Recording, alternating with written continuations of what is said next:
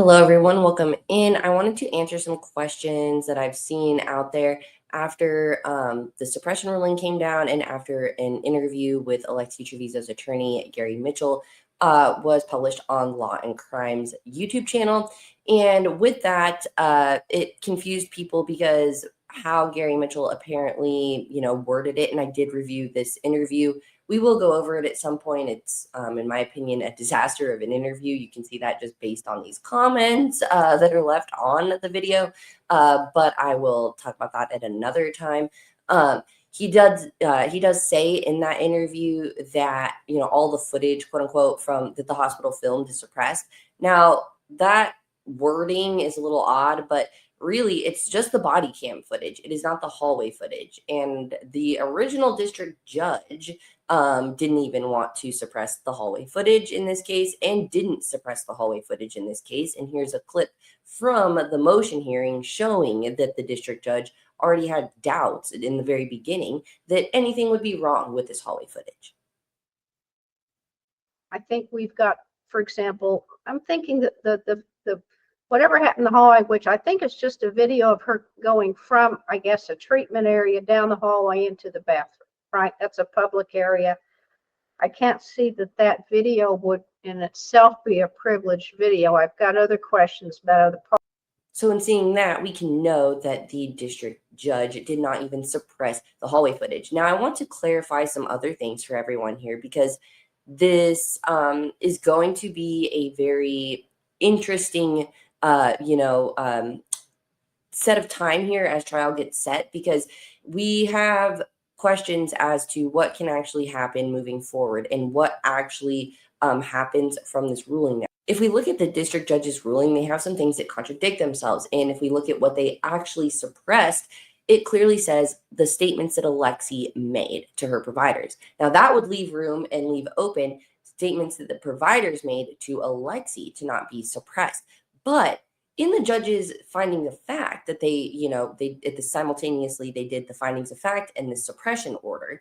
In the findings of fact, they concluded certain things that have Alexee's statements to providers in the findings of fact. So how can that be a fact in the case if her statements are suppressed? That is why the district judge's ruling in this, in the beginning, just flat out from how it goes, is not worth the paper it's written on, as I've said before on this channel. That's my opinion, but it's not. And that's why the Supreme Court came through and cleaned it all up, even though I completely disagree with the outcomes of what the Supreme Court has decided in this case.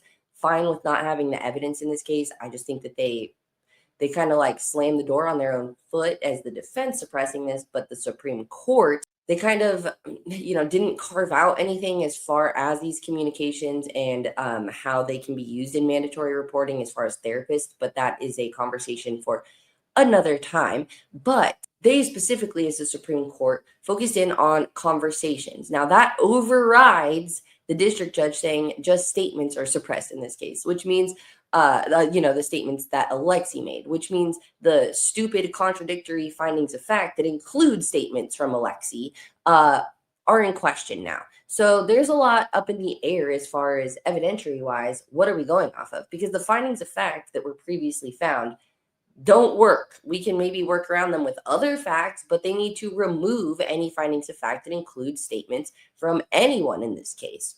They're just not allowed anymore. The only way they can be allowed in is if the defense waives the privilege based on their arguments, which after reviewing Gary Mitchell's interview, all of the, defenses, in my opinion, that he puts forward to explain, the actions and answer the questions of the interviewer in regards to what happened that night and really just like what the hell in this case.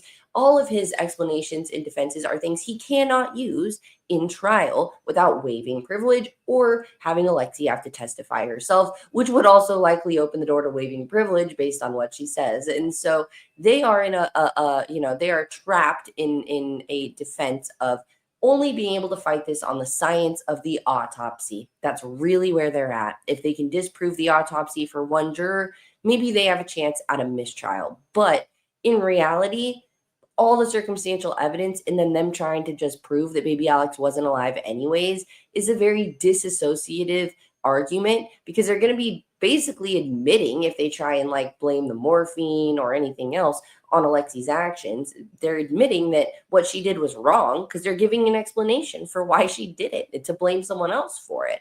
But they yet want everyone to believe that it wasn't wrong simply because baby Alex wasn't alive anyways. I find that to be a very hard to believe defense, and something that, you know, the state can easily point out in their closing arguments and get into the jurors' heads of, oh yeah, why are they, you know, why are they asking us to have this disassociative thought process? This doesn't actually make sense, right? And so when it comes to Gary Mitchell's actual defenses in this interview, they're weak, but we get insight into what he believes would cause doubt or could like humanize his client, at least to the general public. Did it work? No. Obviously, go look at the comments on the videos, but it definitely won't work in court unless they want to reopen the door to all of these medical statements being in. And they simply don't want to do that, I would assume, because if they kick that door wide open, then it's not just Alexee's statements that would come back in. It's the statements that Rosa made as well, such as, Alexee, I just asked you to tell me the truth. Those kind of statements are devastating for the defense. And if the defense, you know, opens that door in order to try and defend Alexee, then they run the risk of, you know, letting the whole picture be painted in the way that the general public has seen based on all the footage and made a general assessment and said, guilty. It's, you know, in my opinion, I look at the comments, I see how it goes, even on a video as huge as Law and Crimes, and 99.9% of people do not believe what the defense is putting down, right? They are not on Alexee Trevizo's side. Now, even though the defense puts forward explanations in this interview that they, you know, can't necessarily follow through with in court, there are ways that the defense can try and cause doubt as to the state's case and poke holes in the state's evidence. But that's different than what they're relying on to try and build sympathy for Alexee. You have to think of it this way, that the defense can challenge the evidence that the state has to try and cause reasonable doubt. But the defense cannot use medical evidence as a way to excuse conduct or prove a lack of intent due to that specific state or medical issue, such as the morphine that everyone in this case is so heavily relying on to explain Alexee's actions. The district judge and the, you know, the Supreme Court also heavily weighed on the idea that Alexee Trevizo was under the influence of morphine. Now, the Supreme Court didn't say that that negates Alexee's actions or potential criminal intent, but it did say that she was not able to knowingly waive her privilege by having her mother there or the police officers there because she was under the influence of the morphine and the shock of birth and the entire totality of the situation. But if the defense wants to use that as the same kind of line of reasoning, the same excuse for what happened in the bathroom, that is not them challenging the evidence that the state has. That is them using a medical evidence as an explanation, which automatically would trigger 11504D3, or at the very least, a sidebar to start arguing their butts off about it. Because 11504D3 explicitly states that if a defendant wants to rely on a medical claim essentially as their defense, then it waives the privilege, because it does not want to give, you know, the law in the rules does not want to give either one side a sword and a shield and say, you can strike your opponent with half of this and hide the other half. That's not how it goes. If Team Trevizo wants to use any medical evidence as their defense, they are now relying on the medical information, which means they are the ones who are choosing to waive their privilege and allow the floodgates in on anything relevant to that condition. And that is where they really only have this tiny little space to maneuver and try to disprove the autopsy. That's all they have. But in the end, trying to disprove the autopsy is a dangerous route to go down when there is a substantial amount of circumstantial evidence that the jury may believe was intentional, that they may believe that Alexee Trevizo wanted to conceal baby Alex, didn't want anyone to know baby Alex was there, and tried her best to get away with this. And then the defense will get up there and say, but wasn't the baby not even alive? If the jury thinks that Alexee tried to hide the baby, and then the defense gets up there and is like, doesn't matter, he was dead already, the defense will be hated by the jury, in my opinion. They will be absolutely hated.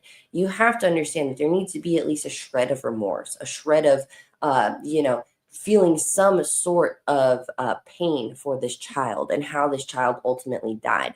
But instead of relying solely on the defense of Alexee didn't know what she was doing because of morphine and not having to waive everything, the defense really may be left with just trying to say this baby was already dead and unviable.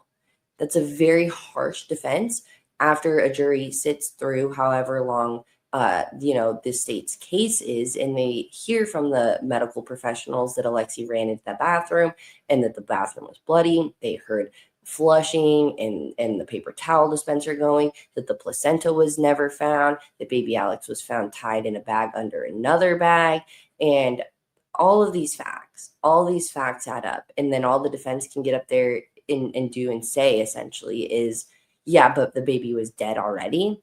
How do you think that plays out with the jury? Is that just too convenient for them? It just might be, right? It just might be, hey, please believe me that she didn't have to call for help, that she didn't need to do anything to help baby Alex because he already was dead and looked dead to her.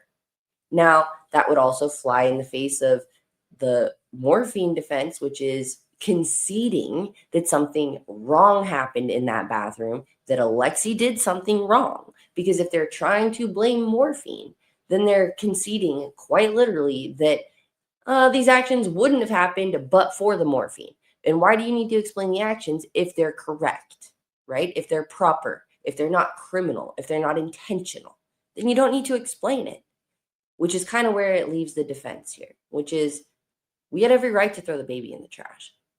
And the defense kind of almost lets us know that in one statement that he makes in this interview when he, is kind of wrapping it up. And he says, it's just nice to know that New Mexico says women still have rights. Interesting.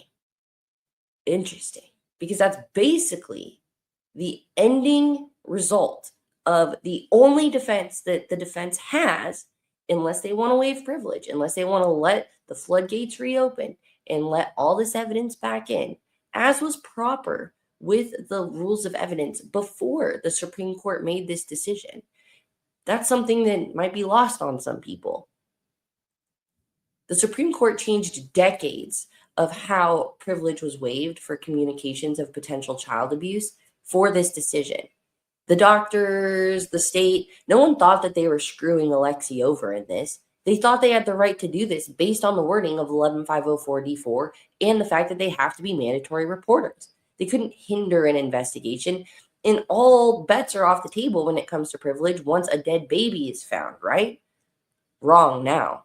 But at the time, it was the right way to do this, at least to their perception, and at least to most people who would read the law and the rule of evidence at the time. And so now, with the defense not being able to actually, use any medical information to support their claims, their only argument that they can make is against the autopsy. And they have to prove that baby Alex was not born alive and that baby Alex was dead. And that's just kind of a hard argument, in my opinion, based on the mountain of circumstantial evidence against Alexee that the state will still have. And then the strength of the autopsy in the end. Really, he's going to just be having a battle of the experts to try and disprove the live birth of the baby while having no defense for the highly, suspicious and circumstantial evidence left behind by his client that the state will still have. And so, yes, the hallway footage will be allowed into trial. Maybe the defense will try and pull some moves up until trial and, maneuver to get any more information suppressed. Stuff could still happen from here until then. But I don't see that hallway footage going anywhere based on any of the rules that are still left. It's not a conversation. It's not a communication. It's a public corridor. That's likely staying in. And so now the defense has to work with what the state actually has, and they cannot introduce medical testimony on their own to try and explain or excuse the conduct of Alexee without waiving this privilege. This is a huge win for the state, in my opinion. Having to only discuss the autopsy causes there to be no sideshow, no circus that's happening at trial. This keeps it on a tight timeline, and the defense only being able to get up there and say some, silly kind of things. And there's a lot of back and forth. I see it's very divided right now if people are following the Lindsay Clancy trial. And, some people really believe she had intent. Some people really believe that it's not her fault. It's a very timely case for when this decision actually came out in Trevizo. But there was at one point where I heard, the defense attorney say something about the blood droplets on the ground. And he's like, it could have been bat guano, right? Or whatever. Like even if some people think he has a strong case in certain ways or whatever, when you get up there and say stupid stuff like that, you start to lose the jury. And when stupid little things and poking holes in things that don't really matter or are so objectively clear to a jury that it just seems like you'll throw anything at the wall, they start to distrust when you do throw good things at the wall, right? And so that was one thing that just stood out to me when I heard him say that. And I was like, why is he even doing it? It doesn't help him in any way. It only runs the risk of hurting him if the jury starts to go, well, what kind of point is this? We get it. They only tested the blood, but she allegedly sliced herself up and there's blood everywhere. We understand that. You don't need to be like, it could have been bat guano for all we know. You don't need to do that. It loses favor of the jury. It makes you look like you will be desperate to try anything. Even if you have potentially a strong case, which obviously there's division online on the Lindsay Clancy case, a way bigger division than I've seen in any regard, even close to the Alexee Trevizo trial, right? Say it's close to 50-50 on the Lindsay Clancy trial, where I'd say it's 99.9% one way and 0.01% the other way for Alexee Trevizo, just based on, the raw data of comments and everything we can see online. In that case, he at least even has a decent defense based on the outcomes that we're seeing. And he's still trying to say it could have been bat poop, that it was the blood. That is dumb maneuvering as a defense attorney. That's trying too hard, being too aggressive, in my opinion. And it could lose the jury. They could go back and remember that. Yeah, I kind of trusted them. But remember that time that he was like, couldn't the blood have been bat poop? It's yeah, I get, maybe this guy isn't as solid as we think. And who knows what actually goes through a juror's mind. You don't want to give them those opportunities to be like, is this guy just BSing us? And in this case, I have a big feeling that they're, the defense for Alexee Trevizo will be very much making bat poop arguments, right? They're going to be trying to say, but couldn't, why didn't you do this? Because couldn't it have been bat poop? It could be anything. And you're trying to tell us it's this. It's still not going to override the fact that one person ran down the hallway, locked himself in the bathroom, rejected help from their mother, only came out under threat of key, still had blood on the bathroom floor, but it looked like they'd been trying to clean it up. And no one ever knew about the baby until they opened up that trash bag and saw that there was indeed a baby in the trash. So I don't think that trying to poke little holes in a very big case helps at all. It will not deflate the life raft that is the prosecution's case that they will be making in the Alexee Trevizo trial, in my opinion. The defense attorney and the Department of Justice for New Mexico make it seem as though trial is going full steam ahead. And I expected that. I had not seen, when I made my video, I hadn't seen any statements made by any sides in this yet. And I kind of suspected that the state would be more than willing to go forward with this trial. We've all known that they have more than enough evidence, just based on this mountain of circumstantial evidence, as we call it, to at least try this case. And in my opinion, likely still get to a very quick and swift guilty verdict. But they're also probably highly pissed off and motivated now because really the rule got rewritten. Everyone did everything right by the way the rule would have read before. And now it's just completely obliterated. If it were me and I lost in this grandiose way, it would only motivate me to literally bury the other side at trial, leave no stone unturned, and just absolutely wreck shop and dominate over them.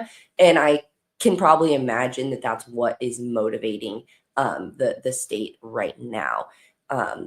The comeback is always better than the setback, right? And so it doesn't matter that they're the underdog for sakes of going to trial and hurting them. It matters that they're the underdog going into trial after losing like this multiple times and it feeling, potentially unfair to the average person and probably the average legal analyst as well when they assess what's really happened in this case.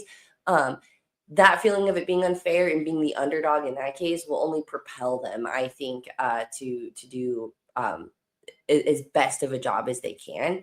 And we will slowly but surely be churning out what we believe, us here on the channel, myself, what I believe is the best case that the state can make with the evidence that we have now.